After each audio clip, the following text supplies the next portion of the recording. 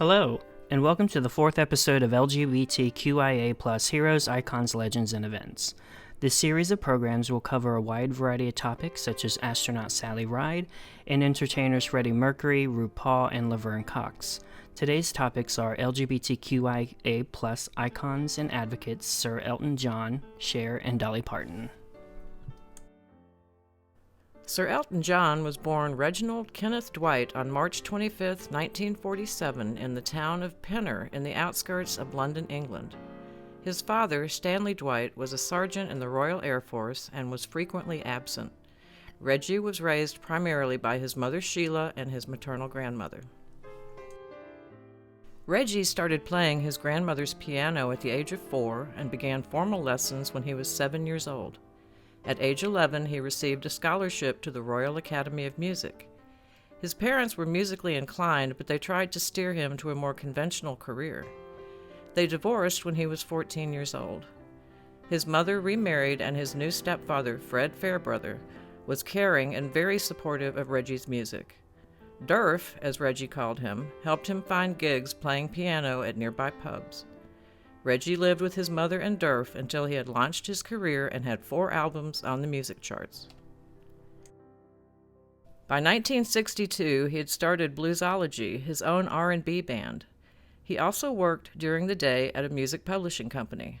In 1967, he was introduced to Bernie Taupin, who would become his lifelong songwriting partner, with Bernie writing the lyrics and Elton writing the music. Soon after meeting Bernie, Reggie started calling himself Elton John to honor 2 of his favorite musicians, saxophonist Elton Dean and vocalist Long John Baldry. He officially changed his name to Elton Hercules John in 1972. His middle name, Hercules, is in honor of the horse on the British sitcom Steptoe and Son. Elton and Bernie became wildly successful. They have collaborated on more than 30 albums and have sold over 300 million albums worldwide. Elton is one of the best-selling musical artists of all time. The single, Candle in the Wind 1997, Goodbye English Rose, his tribute to Princess Diana, is the biggest-selling music single of all time, having sold over 33 million copies worldwide. Since starting his first tour in 1970, Elton has performed over 4,000 concerts in more than 80 countries. Elton is famous for his outlandish stage costumes, especially his thousands of pairs of glasses. He told an interviewer that his outrageous stage costumes are a result of a very restrictive upbringing. He says he has owned over 250,000 pairs of glasses and sunglasses. Although Elton originally had perfect vision, he started wearing glasses when he was 13 years old to emulate famous musician Buddy Holly. Unfortunately, he ruined his eyesight over the years and is now reliant on prescription eyeglasses. Elton's personal life was tumultuous. He was engaged to his first girlfriend, who is referred to in his famous song, Someone Saved My Life Tonight, but Elton ended their relationship 2 weeks before their wedding date on advice from Bernie. In 1970, Elton began his first gay relationship with John Reid, who also became his manager. Their relationship ended after 5 years. Elton married recording engineer Renata Blauel in 1984.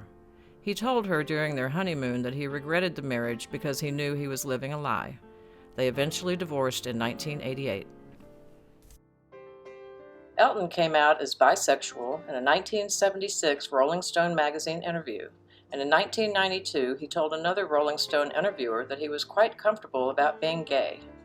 In 2008, Elton said he preferred civil partnerships to marriage for gay people, but by 2012 he had changed his mind and became a supporter of same-sex marriage. He and his longtime partner, David Furnish, formed a civil partnership in 2005, and they married in 2014. Elton had issues with alcohol and drug addictions in the 1980s. He became an advocate for gay rights and AIDS research after conquering those addictions and after losing many friends to the disease. The Elton John AIDS Foundation was established in 1992 in the United States and in 1993 in the United Kingdom. Elton started the foundation after losing 2 friends to AIDS within a year. The first was Ryan White, an 18-year-old American teenager who was infected by a blood transfusion. Ryan died in 1990. The second was Elton's longtime friend and fellow musician Freddie Mercury, the lead singer for the British rock band Queen. Freddie died in 1991 of AIDS-related pneumonia. The Elton John Foundation supports HIV prevention, education programs, and care and support services to HIV-positive people. It also provides grants and support to over 150 organizations a year. The foundation funds AIDS prevention, treatment, education, and global health needs, and also programs supporting specific risk groups and regions with high rates of AIDS infections. On February 24, 1998, Elton John became Sir Elton John when he was knighted by Queen Elizabeth II for his contributions to British pop music and for his dedication to raising awareness and funding for AIDS-related charities. And now we'll talk a little bit about Cher. Cher was born in El Centro, California on May 20th, 1946. Her father, John Sarkeesian, was a truck driver and her mother, Georgia Holt, was a model. She struggled with dyslexia since she was a child, and at age 16 she dropped out of school and moved to Los Angeles. Some years later, it was there when she met Sonny Bono, who was 11 years her senior. They formed a duo called Caesar and Cleo. They changed the name to Sonny and Cher and became famous after their first hit single, Baby Don't Go, in 1964. In 1971, they debuted the Sonny and Cher Comedy Hour, a variety show that featured many special guests such as Carol Burnett, the Jackson 5, and Chuck Berry. Later in her career, she stepped into acting in films such as Silkwood, Mask, The Witches of Eastwick, and Moonstruck. During the 80s, she gave a number of acclaimed and powerful performances that were often nominated for Best Acting. In 1987, she won Best Actress for Moonstruck, beating Meryl Streep. In recent years, her appearances in films have been too few and far between. She will often appear in cameo roles in films and television, but her last major film debut was Mamma Mia, Here We Go Again in 2018. Cher's song Believe earned 11 million copies worldwide to make her the oldest woman alive to have a #1 song at the age of 52. Her dance songs were heard all over in the 90s, but especially in queer venues, bars, and on the dance floor.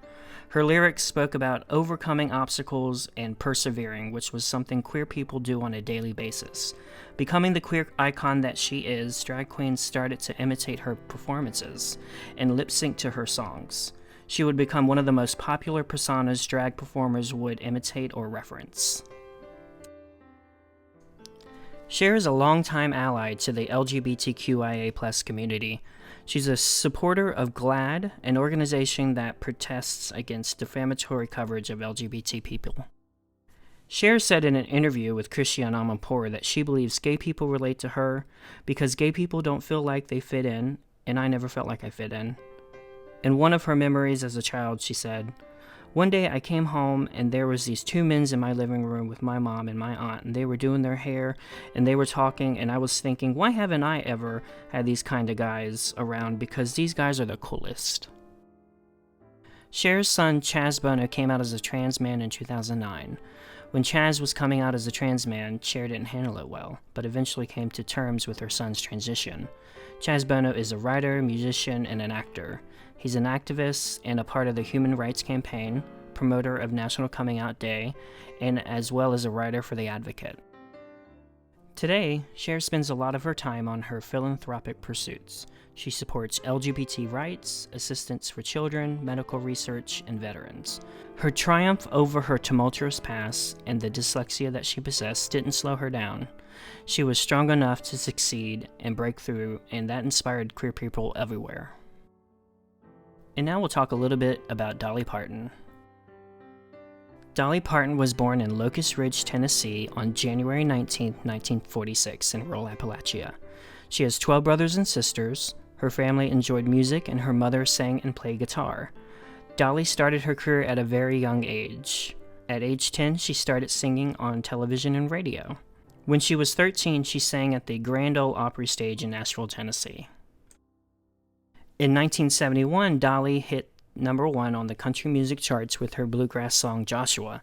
Soon after that, Jolene and I Will Always Love You hit #1 as well. Being the versatile artist that we know her as, Dolly sang and acted in the 1980s hit movie 9 to 5. She co-starred in this film with Jane Fonda and Lily Tomlin. In 1995, Dolly launched a book gifting program called Dolly Parton's Imagination Library. She first started gifting books in her home state, Tennessee. Her organization would later expand to every state in the U.S. and eventually reach children worldwide in other countries such as Canada, the UK, and Ireland. In 2020, her organization gifted 150 million books to children all over the world. Her organization also offers Braille and audiobooks. This service is offered to anyone who applies regardless of income. Dolly Parton is an ally and loves drag. On Good Morning America, during an interview, she said she once entered a drag contest of Dolly Parton lookalikes and over-exaggerated her makeup. She was asked, "True or false?" Robert said, "You once lost to a Dolly Parton lookalike contest." "True," she said. At a Halloween contest years ago on Santa Monica Boulevard, where all the guys were dressed up like me and I just exaggerated my look and went in and just walked up on stage, I didn't win.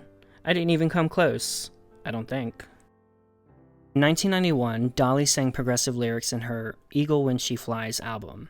Dolly's lyrics spoke about gay family members and not turning away from them. In 2014, Dolly spoke with Billboard magazine and said that those who criticize and judge LGBTQ people are committing their own kind of sin. In 2010, Dolly advocated for marriage equality.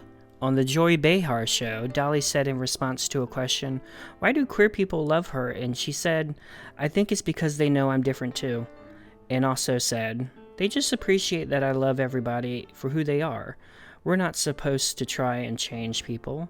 Dolly went on to say, "I always say, sure, why can't they get married? They should suffer like the rest of us." In the interview, Dolly was talking about her appearance in the upcoming film Transamerica, where she played herself and sang Traveling Through, which earned her an Academy Award nomination for Best Song. To know more about some of the people and topics discussed in this presentation, go to our website, gwinnettpl.org, and check out the following suggested items. Me by Sir Elton John. Dolly on Dolly, edited by Randy L. Schmidt. And She Come By It Natural by Sarah Smarsh.